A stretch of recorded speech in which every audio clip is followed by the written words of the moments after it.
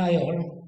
ഇനി നമുക്ക് ചർച്ച ചെയ്യേണ്ടത് post modern turn in historical writing, ചരിത്രരചനയിലെ ഉത്തരാധുനികത. ഇത് കൃത്യമായിട്ട് ഡിഫൈൻ ചെയ്യുക എന്ന് പറയുന്നത് വളരെ പ്രയാസമുള്ള കാര്യമാണ്. നമ്മൾ ഇതിന്റെ ചിന്തകർ തന്നെ, പോസ്റ്റ് മോഡേൺ ചിന്തകർ തന്നെ ഇതിന് ഒരു യൂണിഫോം ആയിട്ടുള്ള ഡെഫിനിഷൻ നൽകിയിട്ടുമില്ല. നമ്മൾ ഇന്ന് ചർച്ച ചെയ്യാൻ ഉദ്ദേശിക്കുന്നത് ഇതിന്റെ പോസ്റ്റ് മോഡേണിസത്തിന്റെ സവിശേഷതകൾ, ചരിത്രവുമായി അല്ലെങ്കിൽ ചരിത്രത്തിനോടുള്ള അതിന്റെ സമീപനം, പ്രധാനപ്പെട്ട ചിന്തകർ എന്നീ ആശയങ്ങൾ മാത്രമാണ്. ഇതിന്റെ പ്രത്യേകതകൾ എന്താണെന്ന് നോക്കാം.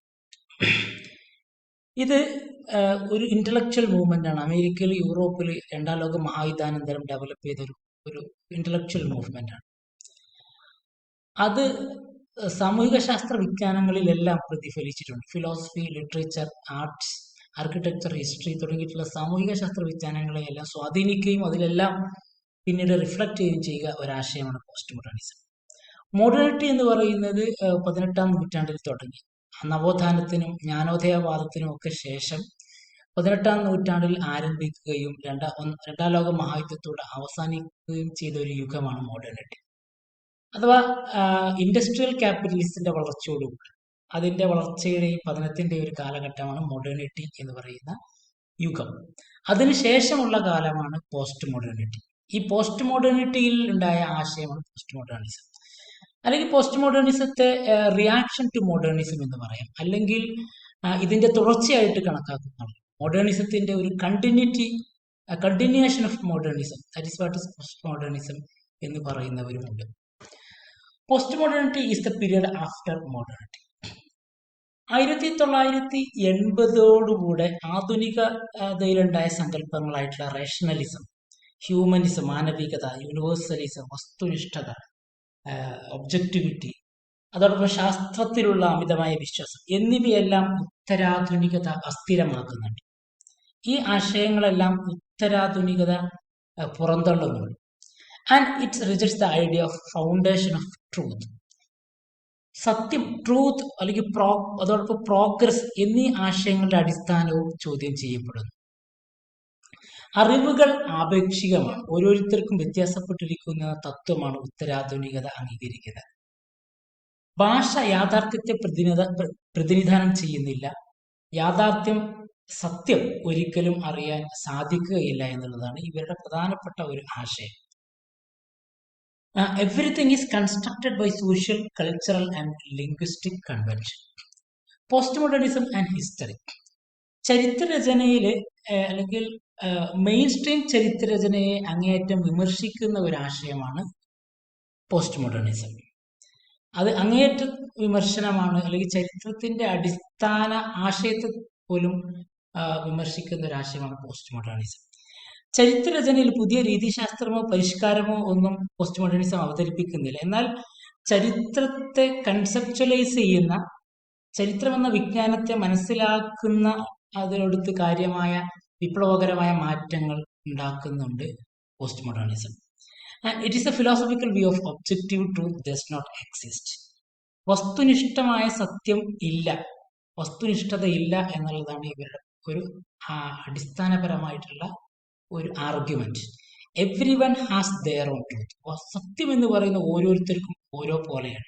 ഓരോരുത്തരുടെയും കാഴ്ച വ്യത്യസ്തമാണ്, ഓരോരുത്തരുടെ അറിവുകൾ, ഓരോരുത്തരുടെ എല്ലാം വ്യത്യസ്തമായിരിക്കുന്നത് കൊണ്ട് തന്നെ ഓരോരുത്തർക്കും സത്യം ഓരോ പോലെയാണ്. ഒരാളുടെ വസ്തുതയിൽ ഒരാളുടെ സത്യമല്ല മറ്റൊരാളുടെ. അപ്പൊ ഇതിനെല്ലാം അംഗീകരിക്കുകയും ഇത് എല്ലാത്തിനെയും അംഗീകരിക്കുന്ന ഒരു വസ്തുതയാണ്, ആശയമാണ് പോസ്റ്റ് മോഡേണിസം. പോസ്റ്റ് മോഡേണിസം എന്ന് പറയുന്നത് പോസ്റ്റ് സ്ട്രക്ചറലിസം എന്ന് പറയുന്ന ധാരകളിൽ നിന്ന് ഡെവലപ്പ് ചെയ്തതാണ്. സ്ട്രക്ചറലിസവും പോസ്റ്റ് സ്ട്രക്ചറലിസവുമാണ് ഒരു ലിംഗ്വിസ്റ്റിക് തിയറിയാണ്. ഭാഷയുടെ ഭാഷ ഒരു ആർബിട്രറി ആയിട്ടുള്ള, ലാംഗ്വേജ് ഈസ് ആർബിട്രറി. ഭാഷയിലൂടെ യാഥാർത്ഥ്യങ്ങൾ ഉൾക്കൊള്ളുന്നില്ല എന്ന് പറയുന്ന ആദ്യത്തെ ഒരു ചിന്തയാണ് സ്ട്രക്ചറലിസവും പോസ്റ്റ് സ്ട്രക്ചറലിസവും. അതിൽ നിന്നാണ് പോസ്റ്റ് മോഡേണിസം ഡെവലപ്പ് ചെയ്യുന്നത്. ഇനി അതിന്റെ സവിശേഷതകളിലേക്ക്,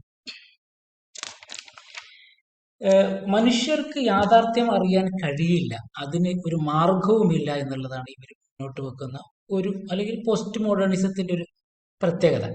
മനുഷ്യർ ഭാഷയുടെ തടവറയിലാണ്, ആ ഭാഷയിലൂടെയാണ് അവർ മനസ്സിലാക്കുന്നതും ചിന്തിക്കുന്നതും എന്നുള്ളത് കൊണ്ട് ഭാഷയുടെ എല്ലാ പോരായ്മ മനുഷ്യന്റെ അറിവുകൾക്കും ഉണ്ടാവും.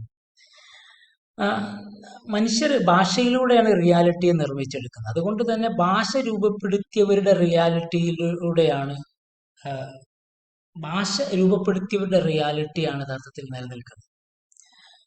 പോസ്റ്റ് മോഡേണിസം ചരിത്രത്തെ വിവിധ തലങ്ങളിൽ ആക്രമിക്കുന്നുണ്ട്, വിവിധ ഗ്രൗണ്ടുകളിൽ ആക്രമിക്കുന്നുണ്ട്. ഒന്ന് constrain of evidence and constraints of culture and constraints of language. ഇതിന് ചരിത്രത്തിന് ഒരു തെളിവിന്റെ നിർബന്ധം ഉണ്ട്, കൺസ്ട്രെയിൻ ഓഫ് എവിഡൻസ്. അപ്പോൾ ഇത്തരം തെളിവുകളിൽ നിന്നാണ് ചരിത്രം ഉണ്ടാകുന്നത്. അപ്പോൾ തെളിവുകൾ എന്ന് പറയുന്നത് ഒരു ടെക്സ്റ്റാണ്. ടെക്സ്റ്റ് എന്ന് പറയുന്നത് ഭാഷയിൽ എഴുതപ്പെട്ടതാണ്. അതുകൊണ്ട് തന്നെ അതിലൂടെ റിയാലിറ്റി എത്തുകയില്ല എന്നുള്ളതാണ് ഇതിന്റെ വാദം. അപ്പൊ അതുകൊണ്ട് തന്നെ ഈ ഒരു വാദത്തെ, തെളിവ് വേണമെന്ന അടിസ്ഥാനത്തെ പോസ്റ്റ് മോഡേണിസം ശക്തമായി എതിർക്കുന്നു. അതോടൊപ്പം ചരിത്രത്തിന് ചില പരിമിതികളുണ്ട്, ഭാഷയുടെ പരിമിതികളുണ്ട്. ഭാഷയിലൂടെയാണ് ചരിത്രം എഴുതപ്പെടുന്നത് എന്നുള്ളത് കൊണ്ട്, അല്ലെങ്കിൽ അതിന്റെ തെളിവ് രൂപങ്ങളെല്ലാം ഭാഷയിലാണുള്ളത് എന്നുള്ളത് കൊണ്ടും അതിന് സാംസ്കാരികമായിട്ടുള്ള ഒരു പരിമിതിയൊക്കെ ചരിത്രത്തിനുള്ളിൽ ഉണ്ട് എന്നുള്ളത് കൊണ്ട് ഈ 3 തലങ്ങളിലാണ് പോസ്റ്റ് മോഡേണിസം ചരിത്രത്തെ വിമർശിക്കുന്നത്. പോസ്റ്റ് മോഡേണിസത്തിന്റെ മറ്റു പ്രത്യേകതകളിലേക്ക് പോകുമ്പോൾ, ഓരോ ചരിത്രകാരനും അവന് ലഭ്യമായ തെളിവുകളിൽ നിന്നാണ്, അവൻ്റെതായ അറിവുകളിൽ നിന്ന്, അവന്റെ നിഗമനങ്ങളിലൂടെ അവൻ നിഗമനങ്ങളിലേക്ക് എത്തിച്ചേരുന്നത് അവന്റെ സ്വന്തമായിട്ടുള്ള അനുഭവങ്ങളിലൂടെയാണ്. അതുകൊണ്ട് തന്നെ ഭൂതകാലത്തെക്കുറിച്ചുള്ള അല്ലെങ്കിൽ തെളിവുകളെ കുറിച്ചുള്ള ഒരുപാട് അല്ലെങ്കിൽ ധാരാളം എക്സ്പ്ലനേഷൻസ് കിട്ടും. Several descriptions R possible on the same set of evidence. ഇപ്പൊ ചരിത്രകാരൻ അവൻ അറിയാത്തൊരു ഭൂതകാലത്തെ കുറിച്ചാണ് അന്വേഷിക്കുന്നത്. അവന്റെ മുന്നിലുള്ളത് കുറച്ച് തെളിവ് രൂപങ്ങൾ മാത്രമാണ്. അപ്പൊ അവൻ ഉണ്ടാക്കിയെടുക്കുന്ന ചരിത്രം യാഥാർത്ഥ്യത്തിൽ നിന്ന് ഒരുപാട് അകലെയായിരിക്കും. എങ്ങനെയെന്ന് വെച്ചാൽ, അന്ധന്മാര് ആനയെ എക്സ്പ്ലെയിൻ ചെയ്യുന്നത് പോലെയായിരിക്കും. അന്ധന്മാര് ആനയുടെ ഓരോ ഭാഗമാണ് സ്പർശിക്കുന്നത്. ആ സ്പർശിച്ച ഭാഗം നോക്കിയിട്ടാണ് അവർ ആനയെ എക്സ്പ്ലെയിൻ ചെയ്യാൻ ശ്രമിക്കുന്നത്. ആനക്കൊമ്പ് സ്പർശിച്ച ആള് അതിനെ ഒരു മൂർച്ചയുള്ള ഒരു കുന്തം പോലെയൊക്കെയാണ് വിവക്ഷിക്കുന്നത്. ആനയുടെ വാല് മനസ്സിലാക്കി അല്ലെങ്കിൽ അത് സ്പർശിച്ചിട്ട ആൾക്ക് ആന ഒരു കയറോ അല്ലെങ്കിൽ ഒരു വാലോ പോലെ ആയിട്ടായിരിക്കും. അതുപോലെയാണ് ചരിത്രകാരൻ. അവൻ അറിയാത്ത ഒരു അടഞ്ഞ ഇരുണ്ട ഒരു ഭൂതകാലഘട്ടത്തിലേക്ക് അന്വേഷണം നടത്തുമ്പോൾ ചരിത്രകാരന് ലഭ്യമായിട്ടുള്ള തെളിവുകളിൽ നിന്നാണ് ചരിത്രത്തെ പുനർനിർമ്മിക്കുന്നത്. ആ തെളിവ് മതിയാവുകയുമില്ല. അത് ടെക്സ്റ്റ് രൂപത്തിലാണ് എഴുതി വെക്കപ്പെട്ടത് എന്നുള്ളത് കൊണ്ട് ഒരുപാട് പരിമിതികൾ അദ്ദേഹത്തിന്റെ ചരിത്രത്തിനുണ്ട്. And all text are repress as much as they express. ഒരു കൃതി, ഒരു ടെക്സ്റ്റ് ഏറ്റവും കൂടുതൽ അത് എക്സ്പ്രസ് ചെയ്യുന്നതിനേക്കാളും അത് സ്വയം മൂടി വെക്കുകയാണ് ചെയ്യുന്നത്. അങ്ങനെ എഴുതപ്പെട്ട എല്ലാ ടെക്സ്റ്റുകളുടെയും പ്രാമാണികതയെ ചോദ്യം ചെയ്യുന്ന ഒരു ആശയമാണ് പോസ്റ്റ് മോഡേണിസം. എല്ലാ മതഗ്രന്ഥങ്ങളുടെയും എല്ലാ മതത്തിന്റെയും അടിസ്ഥാനത്തെ ഇവിടെ ചോദ്യം ചെയ്യപ്പെടുന്നു. അതോടൊപ്പം സാംസ്കാരിക മുൻധാരണകൾ കൊണ്ടും വ്യക്തിപരമായ താല്പര്യങ്ങൾ കൊണ്ടും ഭൂതകാലത്തെക്കുറിച്ചുള്ള വിവരണങ്ങൾ വ്യത്യാസപ്പെട്ടിരിക്കുന്നു എന്നുള്ളതാണ് പോസ്റ്റ് മോഡേണിസം മുന്നോട്ട് വെക്കുന്ന ഒരു വാദം. അതോടൊപ്പം ഇത് ഗ്രാൻഡ് നറേറ്റീവ്സിനെ എതിർക്കുന്നു. And it is strongly critical to scientific, universalistic and centristic claim. ശാസ്ത്രീയമായിട്ടുള്ള ചരിത്രമാണെന്നുള്ള അവകാശത്തെ ശക്തമായിട്ട് എതിർക്കുന്നുണ്ട്. അങ്ങനെ ഒരു ശാസ്ത്രീയമായ ചരിത്രം ഇല്ല എന്ന് തന്നെയാണ് ഇവർ പറയുന്നത്. അതോടൊപ്പം തന്നെ യൂണിവേഴ്സലിസ്റ്റിക് അല്ല, എല്ലാത്തിനെയും ഉൾക്കൊള്ളുന്ന ചരിത്രമോ ചിന്തയോ അറിവോ ഇല്ല.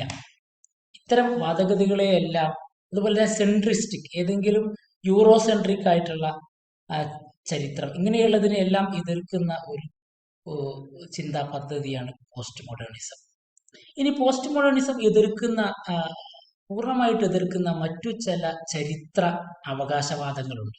Scientific way for understanding the past. ചരിത്രം, ഭൂതകാലത്തെ മനസ്സിലാക്കാനുള്ള ശാസ്ത്രീയ വഴി അങ്ങനെയൊന്നുമില്ല എന്നുള്ളതാണ് പോസ്റ്റ് മോഡേണിസം പറയുന്നത്. History can be used as synonym of past. ഭൂതകാലത്തിന്റെ ഒരു ഒരു പര്യായമായിട്ട് ചരിത്രത്തെ കാണുന്നതും ശരിയല്ല. And history can retrieve the reality of past. ഭൂതകാലത്തെ ചികഞ്ഞെടുക്കാൻ ചരിത്രകാരന് കഴിയില്ല എന്നുള്ളതാണ് പോസ്റ്റ് മോഡേണിസം മുന്നോട്ട് വെക്കുന്നത്. And past is present in archive or in any other document. അങ്ങനെ ഒരു ഡോക്യുമെന്റിലും ഒരു ആർക്കൈവിലും പാസ്റ്റിനെ കണ്ടെത്താൻ കഴിയില്ല എന്നുള്ളതാണ് പോസ്റ്റ് മോഡേണിസം മുന്നോട്ട് വെക്കുന്നത്. അപ്പൊ actual past is something which existed outside and away from us.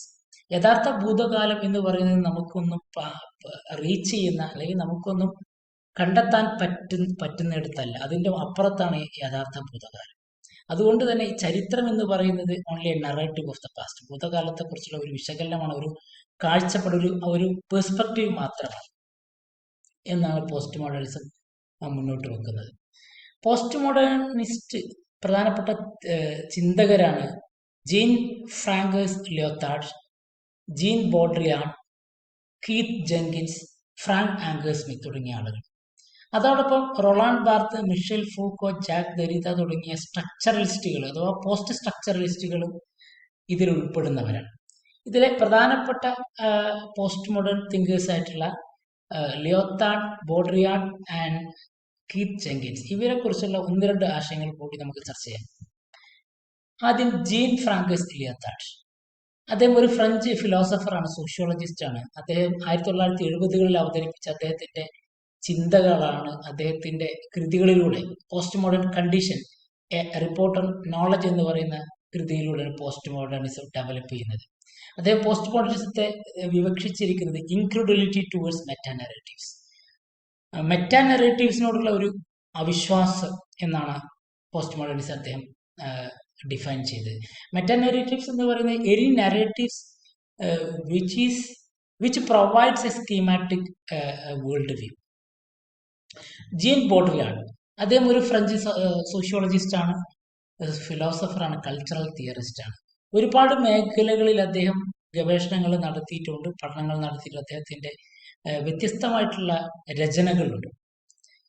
Consumerism, gender relations, economic, social theory, art, western foreign policy തുടങ്ങിയിട്ടുള്ള മേഖലകളിലെല്ലാം അദ്ദേഹം പഠനം നടത്തുകയും രചനകൾ നടത്തുകയും ചെയ്തിട്ടുണ്ട്. ദെൻ കീത്ത് ജെങ്കിൻസ്, അദ്ദേഹം ബ്രിട്ടീഷ് ഹിസ്റ്റോറിയനാണ്. അതോടൊപ്പം ഹൈഡൻവൈറ്റിനെ പോലെയുള്ള ഒരു പോസ്റ്റ് മോഡേൺ ഹിസ്റ്റോറിയോഗ്രാഫറാണ്. അദ്ദേഹം ചരിത്രത്തെ അദ്ദേഹം ഒരു കഥയായിട്ടാണ് അദ്ദേഹം കണക്കാക്കുന്നത്. അല്ലെങ്കിൽ യഥാർത്ഥ ചരിത്രവും യഥാർത്ഥ ഭൂതകാലവും വ്യത്യസ്തമായിരിക്കുന്ന അല്ലെങ്കിൽ വലിയ വ്യത്യാസമുണ്ട് എന്നാണ് അദ്ദേഹം പറയുന്നത്. And real past is away from what is constructed history. അദ്ദേഹത്തിന്റെ പ്രധാനപ്പെട്ട കൃതികളാണ് rethinking history, on what is history, and post modern history reader, and why history, ethics and post modernity. അപ്പോൾ പോസ്റ്റ് മോഡേണിസത്തിലെ പ്രധാനപ്പെട്ട വക്താക്കളെ കുറിച്ചാണ് നമ്മൾ ചർച്ച ചെയ്തത്. അതിന്റെ പ്രധാനപ്പെട്ട സവിശേഷതകളും ചർച്ച ചെയ്തു. ഇതിനെക്കുറിച്ച് കൂടുതൽ വായിക്കുക, നിരന്തരം ഇതിനെക്കുറിച്ച് കേൾക്കുക. ഈ പറയുന്ന ക്ലാസ്സിൽ തന്നെ ഒന്നിലേറെ തവണ നിങ്ങൾ കേൾക്കുകയും കൃത്യമായിട്ട് വായനകൾ വിപുലപ്പെടുത്തുകയും ചെയ്തെങ്കിൽ മാത്രമാണ് ഈ ആശയം മനസ്സിലാവുകയുള്ളൂ. അപ്പോൾ കൂടുതൽ എന്തെങ്കിലും സംശയങ്ങൾ ഉണ്ടെങ്കിൽ ചോദിക്കുക. കൂടുതൽ ഇതുമായി ബന്ധപ്പെട്ട കൂടുതൽ വായനകൾ നടത്തണമെന്ന് അഭ്യർത്ഥിക്കുകയും ചെയ്യുന്നു.